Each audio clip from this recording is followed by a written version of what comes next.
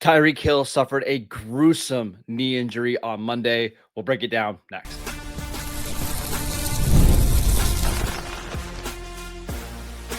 You are Locked On Dynasty Football, part of the Locked On Podcast Network. Your team every day. Welcome back to the Locked On Dynasty Football Podcast, part of the Locked On Podcast Network, your team every day. We'd like to thank you for making us your first listen of the day. Today's episode is brought to you by FanDuel. Right now, new customers can bet just $5, and if your bet wins, you'll get $300 in bonus bets to use across the app. Welcome back. I am your host, Marcus Mosher. He is Michael Fabiano, and on today's show, we're talking about the two Monday Night Football games and all of the dynasty ramifications. But it's kind of a bummer Tuesday morning here, Fabs, because Tyreek Hill, who played in that first game against the Jets, suffered a massive knee injury. You could tell right away that it was significant. The reports are coming in this morning that he dislocated his knee. He tore multiple ligaments, including his ACL. I think it was Ian Rappaport who said that it's not given that he's able to make it back from this injury. We like to talk about fantasy football and dynasty football, and this all just feels so pointless when you're talking about a major injury like that. Yeah, I mean, it's definitely a bummer. This is where it's difficult to talk about fantasy because, this is someone's basically their career. And Tyreek Hill, for whatever you think about him off the field, has been one of the great fantasy wide receivers of the last decade or so. I think he's a Hall of Fame receiver. Honestly, I think he's going to make the Hall of Fame. And you look at the fact that he's 31, he'll be 32 in March. In Dynasty, you may have to at least enter the realm of you may not ever see him again on a football field. You talked about before we went on the air that this was kind of like a Tank Dell type of injury, and Tank Dell obviously he's not playing football right now. He's not going to be playing football this season. And so if Tyreek Hill is in a similar situation, I mean, how much more is he going to have left coming back to play at 32, 33 years old? So, and we should mention, like, his game is so reliant on speed and quickness. And I think that's where all this is so kind of depressing. Is just right. Tyreek Hill was so much fun to watch, and I don't know if we'll ever see that player again from a fantasy perspective and a dynasty perspective. And again, I hate that we have to have this conversation, but we do. That's the show, right? Yep. Yeah. And go ahead. This injury also has major ramifications. Not only in fantasy, of course, but on the Dolphins roster. Yeah. I mean, outside of Achane, he was their main playmaker. Yeah, and we should mention for Tyreek Hill's dynasty purposes, I mean, he was being drafted as wide receiver 41, I believe. You're not going to be able to trade him. You're not going to be able to include him in any trade packages. If you have him on your team, you're just waiting this out, hoping that he's able to overcome this. And I will say, hey, Tyreek is one of the best athletes we've ever seen. He's one of the biggest outliers in terms of his athleticism. If anybody's going to make it back, it's probably going to be him. Well, I hope for his sake and just trying to, look past all the off-field stuff that he can get back on the field. But I don't know that I would expect to see Tyreek Hill back. And if he does come back, how much of the explosiveness was left on the operating room table? I don't know that we're going to see Tyreek Hill. All right, let's talk about some of the other outcomes from this game. I want to talk first about Darren Waller, who it was so funny. Like, all of us just completely wrote off Darren Waller, and then he comes and plays in this game and 3 catches for 27 yards, 2 touchdowns, and looks pretty good.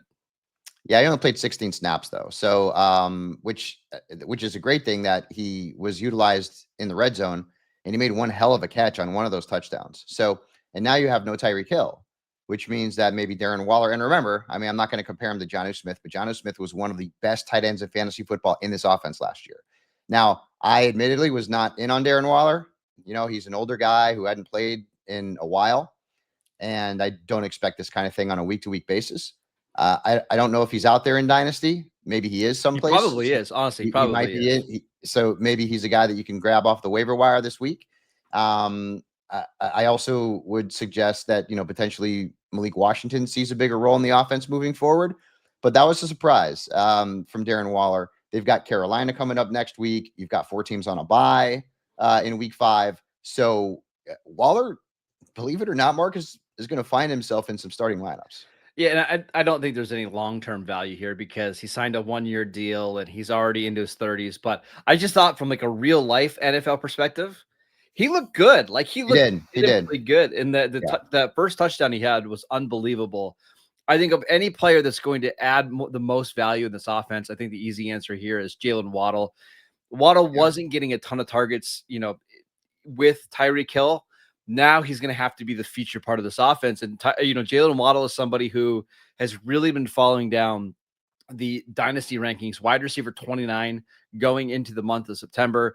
I would expect that to go down a little bit. But now after the Tyreek injury, I think you're talking about him right back into that wide receiver 24, 25 range because he's going to get 8 to 9 targets every single week now. You would think so. And he's still in the prime of his career. And we've seen what he can do at the NFL. But he also did a lot of that where Tyreek Hill was drawing defenses. So let's see what Waddle can do now as the alpha. And that's what he's going to be, the alpha in Miami's offense. As I mentioned, Malik Washington will move up the depth chart. He'll be a starter, certainly a player to keep in mind and to watch over the next couple of weeks. Waller will play maybe a bigger role in the red zone. I need more than 16 snaps in a game. I assume they're building him back up to potentially being a guy who gets a full workload, as we get deeper into the season. But yeah, Waddle's got to step up now. And the Dolphins offense, I don't know that they won't listen. You can't replace Tyreek Hill. You just can't do it. But if this creates an opportunity for Jaylen Waddle to be a 12 to 14 point per game player, like I will take that all day long.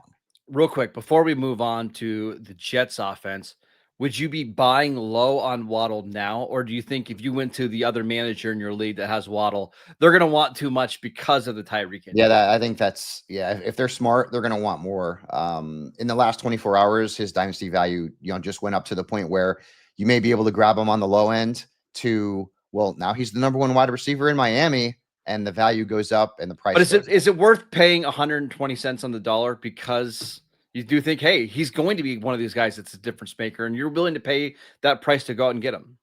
He's not a guy that I'd be willing to pay that price for. That's I'm with you. I'm with you there. Yeah. All right, let's talk about the Jets offense in this one. By the way, if you stayed up and watched this whole game, God bless you. It's some ugly football on Monday Night Football. We'll talk about Justin Fields, Breece Hall, and Garrett Wilson next. This episode is brought to you by Mizzen and Main. You know the saying, look good, feel good. The problem is that most dress clothes only check one of those boxes. They look sharp, but they're stiff, hot, and high maintenance. But that's why there's Mizzen and Main. Mizzen and Main makes classic menswear with performance fabrics, so it's effortless to look sharp and feel comfortable. They've actually invented the performance fabric dress shirt over 10 years ago, and they've absolutely perfected it ever since. I was in a big meeting last Thursday, and I was really worried about the temperature in this room because it's always really hot. I threw on one of my Mizzen and Main dress shirts with a tie. It's unbelievable. I can't tell you enough how much I love their dress shirts. I was cool as could be all day long. It's the feel of like athletic wear, but the look of professional menswear. Right now, Mizzen and Main is offering our listeners 20% off your first purchase at mizzenandmain.com with promo code LOCKEDONNFL20. That is an incredible deal, by the way. That is Mizzen, spelled M-I-Z-Z-E-N, in Maine, M-A-I-N.com. Promo code LOCKEDONNFL20 for 20% off. And if you'd rather shop in person, you can find Mizzen and Main stores in select states. This episode is brought to you by FanDuel. The NFL season is here, and FanDuel has an offer that you don't want to miss. Right now, new customers can bet just $5 and get $300 in bonus bets if your bet wins. That's right. All you have to do is pick a bet, put down $5, and if it hits, you'll unlock $300 in bonus bets to use across the app. I love how FanDuel gives me so many different ways to play with same-game parlays, props. I like just doing regular like money line parlays. Hey, here's 3 teams I think are going to win on Sunday. bing, bing, bing, you're good to go. But it makes watching football on Sundays even more exciting when you've got just a little bit of something on the line. Whether you're a casual fan or you love diving into the stats, FanDuel makes the game day experience so much better. So what are you waiting for? Visit FanDuel.com to download the FanDuel app today and get started. Welcome back to the Locked On Dynasty Football Podcast. We'd like to thank you for making us your first listen of the day. Let's talk about the Jets offense. And I want to talk about the running backs first, Fabs, because in this game, Breece Hall, 14 carries for 81 yards, no touchdowns. But he did get the lion's share of the work. Now, part of that is because Braylon Allen got a little bit banged up, but Braylon Allen also fumbled the ball at the 1 yard line. It's a knee injury for Braylon Allen. We're waiting to hear the severity of that. But this feels like it's going to be Breece Hall's backfield for the rest of the season. Yeah, it does. Isaiah Davis played a little bit more. But yeah, Breece Hall had 39 snaps in this game and 19 touches. And it was 16 points. If you're going to get 16 points a week for Breece Hall, I think you're probably feeling pretty good about that. And again, he looked good. Like that's one of the themes that we've said this year. He just looks so much healthier than he did last year. Yeah, I think the thing with the Jets is, what does the game script determine? Because, they didn't play great. You said it was an ugly game, but they were in the game. If they're getting wiped out, then. But you don't think it was an ugly game? May not. No. Okay, I agree with you. I agree with you. Definitely. I'm looking forward to Yankees baseball after you're just out on football season. The 2 games last night. Oh my God. I mean, not even the Bengals. We got to talk about that. That was a disaster. We'll get there. I just worry about Breece Hall being consistent. And we know the talent is there for him to be a 15, 16 point per game player. A lot of it, I think, is going to depend on game script. But, Breece Hall is the lead back. And that was one thing we were worried about coming into the season. And if Braylon Allen misses any time, I think that certainly makes him even more of a clear featured back for the men in green. The thing that I took away from this game last night, there was a couple things, was that last night was the prototypical Justin Fields game. Yes. Where people on social media were just making fun of him because he wasn't throwing the ball, more than 5 yards downfield and this and that. He still scored 27 points because of his skills as a runner. And this Jets offense plays the Cowboys in week 5. I know everybody was worried about the Jets passing attack. I'm like, just give it 6 days. It's going to get magically better. It's funny though, because watching this game for 3.5 quarters, the Jets offense felt like they couldn't get out of their own way. And it was an awful unit, right? And then you look at the box scores to end this game, and it's 400 yards of offense for the Jets. They scored a couple touchdowns. They ran for 200 rushing yards in this one. I just don't think you're going to want to watch this offense. You're going to want these guys on your fantasy team. Right. A lot of it's just going to happen in the second half, and maybe it's going to be garbage time or whatever. But that's just probably how this Jets offense is going to operate. The 3 main fantasy assets were all very good. I mean, Garrett Wilson, I still don't understand why people were passing on Garrett Wilson. Like, people were drafting Ladd McConkey over Garrett Wilson, and I think that's just stupid. Well, it's okay. You're not wrong. A good player. You're not wrong. Player. But if you watch the first half of this game, you're thinking to yourself, why would I ever draft one of these Jets receivers? This is awful. But Garrett Wilson's been good all year. I mean, 4 weeks in, he's been good because he's going to get the targets and because he's got a rapport with Fields. People forget, Fields in Chicago a few years ago, not a great passer. DJ Moore, wide receiver 6. And Garrett Wilson himself, I mean, dude, talented player, man. I mean, that catch that he made in the right side of the end zone that ended up, I believe it was an offensive pass interference, was a fantastic play. I mean, he is such a great receiver. And boy, I can't wait to watch him dismantle the Cowboys this upcoming weekend. And then another player too. I mean, listen, it's Jerry Jones, man. I have bitterness. We should have seen this coming. The Mason Taylor breakout game. Why? Because he plays for the Jets and they were playing in Miami where his dad played, and his dad also played for the Jets. And we should have put those pieces together. We played 50 snaps, had 7 targets, 5 catches, 65 yards, and 11.5 fantasy points. Maybe this is a sign of things to come for Mason Taylor, because Marcus and I both liked him coming into the season. Maybe not as a week in and week out fantasy starter, but the bye weeks are here. And this was a nice little kind of, little push and say, hey, don't forget about Mason Taylor. Yeah, I just think he's going to be the second receiver in this offense, right? Like, there's just nobody else that's going to get targets. Do you know what receiver had the second most receiving yards for the Jets in this one?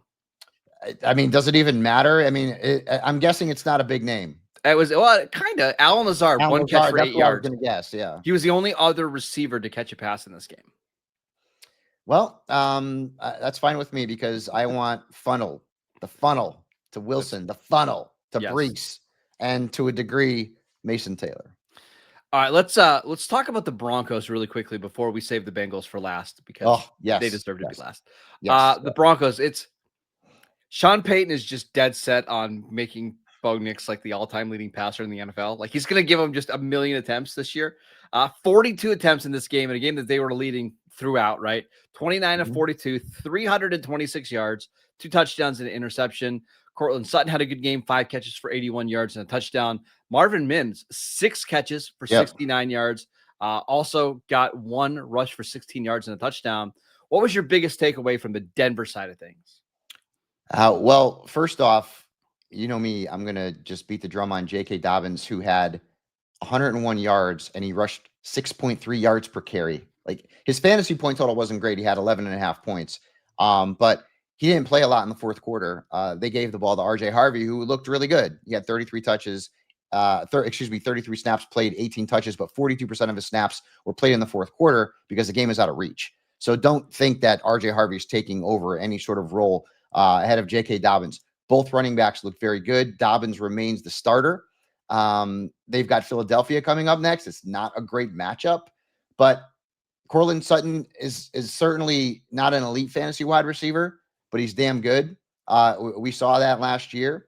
And with the continued development of Bo Nix as an NFL quarterback, we're starting to see Cortland Sutton be that guy that you just start every single week. Now, he's got Philadelphia coming up next. I'm still going to play him. We've got 4 teams on a bye. I think the other thing, too, is that there are going to be games where Marvin Mims pops, and there's going to be games where Troy Franklin pops. The only thing is we can't really predict which one of those games will be. So both Mims and Franklin will be startable as flex players during the bye weeks. And I think they're just guys that, like, hey, the potential of them to have double-digit points in any given week. They're just these guys that you throw in if, hey, break glass in cases of emergency. Like, I don't think they're starters, but if any of these guys are going to become consistent fantasy options, I think it's Mims, just because of all the different things he can do. I thought it was interesting that Pat Bryant, who the Broncos spent a 3rd-round pick on this year, had 1 target, no catches. He had an offsides penalty that took away a play. He just seems like he's pretty buried on the depth chart right now. Yeah, I mean, when they drafted him, I was kind of wondering what the point of that was, because Sutton's going to be there, Mims is going to be there, Troy Franklin obviously has a rapport with Bo Nix. They played together at Oregon, so he's a bit baried. And one other point about that passing game, I'm really surprised that Evan Ingram has been as bad as he's been. He had 7 targets last night, only 4 catches, 6.9 points. Adam Troutman played more snaps than Evan Ingram. I really thought Ingram was a good fit for this offense. And right now, Evan Ingram is a very difficult player to start with any kind of confidence at all. I think it's just because there's so many different guys that they target on a game-by-game basis. In this one, there was 1, 2, 3, 4, 5, 6, 7, 8, 9, 10, 11. 12 players got a target in this game from Denver. Yeah. Yep. Well, I certainly will not be playing Ingram against the Eagles, that's for sure. Including a player named Tyler Beatty, Nate Atkins. Well, Tyler Beatty is a running back from, I think, Missouri. Springer. Yep. Yeah. Adam Troutman got 3 targets in this game. Like, it's a mess. But what's a bigger mess? How's that for a transition? Are the Cincinnati Bengals right now? This offense is just a disaster. We'll get to that next. This episode is brought to you by Rougier. Guys, you've probably heard of Viagra or Cialis. Maybe you've even tried them. But if you're looking for something beyond the usual pill, it's time to meet Rougier Go Long. Rougier Go Long isn't just another ED pill. It's a total game changer for confidence. Go Long combines 2 doctor-trusted medications in 1 dual-action formula, so you can get hard and go the distance. And the effects can last up to 36 hours. That's confidence all day, all night, and even into the next day. And the process is simple. Connect with a board-certified doctor that is 100% online, and if prescribed, your treatment ships discreetly right to your door. It's time to level up your confidence in the bedroom. Head to Rugiet, that's RUGIET.com, and use promo code LOCKEDONNFL for 15% off your first order. That is RUGIET.com, promo code LOCKEDONNFL, Rugiet.com, and make sure that you use our code so they know that we sent you. Welcome back to the Locked On Dynasty Football Podcast. We'd like to thank you for making us your first listen of the day. For your second listen, check out the Locked On NFL Podcast. 2 shows every single day. One in the morning with Tyler Rowland, one in the afternoon with Tony Wiggins. It's the app. I love Tony's show. It's absolutely fantastic. Tyler does a great job of getting your day started. Find Locked On NFL on YouTube or wherever you listen to your podcasts. All right, Fabs, let's do it. Let's talk about the Bengals offense in this one. 3 points Brutal, after bro. scoring. Was it 10 points they scored last week against Minnesota? All of it which came in garbage time. Jake Browning, 14 of 25 for 125 yards. No touchdowns, no interceptions. Chase Brown, 10 carries for 40 yards. No other running back got more than 1 touch. T. Higgins was your leading receiver, 3 catches for 32 yards. Jamar Chase, 5 for 23. If you drafted Mike Gesicki this year, hoping that he would have a big fantasy year, 1 for 8. Wasn't really involved in this one at all. My question for you is it going to be this bad all season long, or do you think this is just some growing pains? I am surprised that Jake Browning has been this bad, because in 23, when he started 7 games, he was averaging 19 points per game. And he was very good. He wasn't Joe Burrow good, but he was very good. This offense has gone into an abyss in these 2 games. I mean, Chase Brown has a combined 16 points in the 2 games without Burrow. Jamar Chase has a combined 16 points in the 2 games without Burrow. T. Higgins, 8.7 points. I want to cry for everyone's Bengals assets out there. This is terrible. And they've got Detroit coming up next. So, that ain't going to get any easier. It's a home game for the Bengals, but still. And Jamar Chase is on the sidelines. I got to be honest with you. I don't know if Zach Taylor's making it through this season, because when you lose Burrow, I get it. When you lose Burrow, I get it. But you can't have your offense completely collapse like this with the talent that they have. And I'm going to say this, and you're going to make fun of me, and it's all good. The curse of the number 1 overall pick has reared its ugly head again. And it hasn't reared its ugly head in the form of the player getting hurt, but his quarterback in this case getting hurt. And Chase is a guy you can't sit. And now you hope to get 15 points from him in a week. And this was the number 1 overall pick. Now, obviously, that's mostly in redrafts, but a very high pick in dynasty startups. And now, if you have Jamar Chase, chances are you're not making the playoffs, unless you did some other really great things on your roster. Because when your number 1 overall pick is scoring in redraft leagues, is scoring, well, he probably was in dynasty as well, is scoring 8 points a game, 10, you're dead. And there's no coming back from it. You don't want to trade him in dynasty because obviously he's Jamar Chase, but this is bad. T. Higgins was on my bust list coming into the season. I didn't expect this. I love Chase Brown coming into the season. I didn't expect this. They look horrible. And I'll say this, and I don't know that this will happen, but you mentioned when Burrow went down, the Bengals may look to trade for a quarterback, and maybe Jameis Winston. Jameis Winston can save Jamar and T from having disastrous seasons. And I'm worried that Jake Browning can't after what I've seen the first 2 weeks.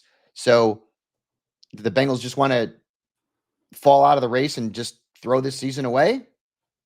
Because if Jake Browning has another bad game, and again, it's against Detroit, this is a bad matchup for Cincinnati. Do they decide that they're going to go and look? And listen, I know Russell Wilson's no great shakes, but if they can't get Jameis, do they try and go after Russell? There's quarterbacks out there that you could trade for. Kirk Cousins is out there as a backup right now. I don't know if Atlanta would want to deal him or not. He's also got a But big the contract. Bengals offense right now, Marcus, is just a black hole of players that you almost are forced to start because of where you drafted them, especially during the buys. So I'm going to zag a little bit here. I think now is the time to trade for the Bengals assets. And I fully acknowledging that their next 3 games are Detroit, Green Bay, and Pittsburgh. Like it's going to be rough. And I think dynasty managers know that it's going to be rough, right?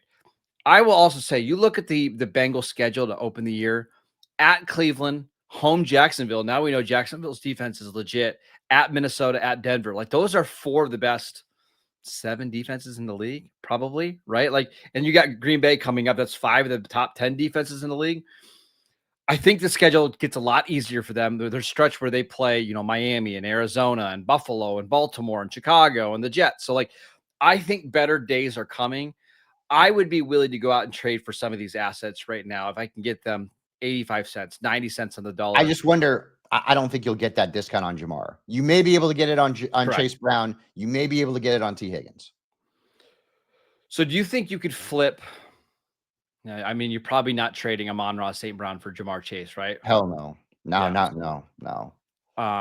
But you're probably right. You're probably not getting it on Chase, but I do think you can get it on Chase Brown and T. Higgins. Yes. And those would be the guys that I would go out and target because I do think this offense is going to stabilize some. Now, it's not going to be a great offense. It might not even be an average offense. It's not going to be the worst offense in the league. The schedule is going to get a lot lighter. This was the number 1 hardest schedule in the league for DVOA defenses through the first month of the season. I would be buying the dip. Yeah, I don't disagree.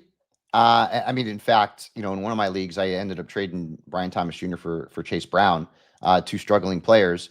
So I don't disagree with that. And yeah, the schedule's bad.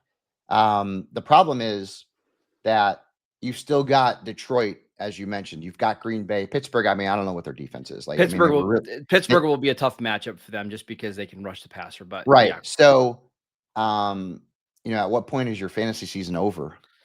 And you're looking towards, next season because you're not going to get production from Jamar and T and Chase Brown like you were expecting.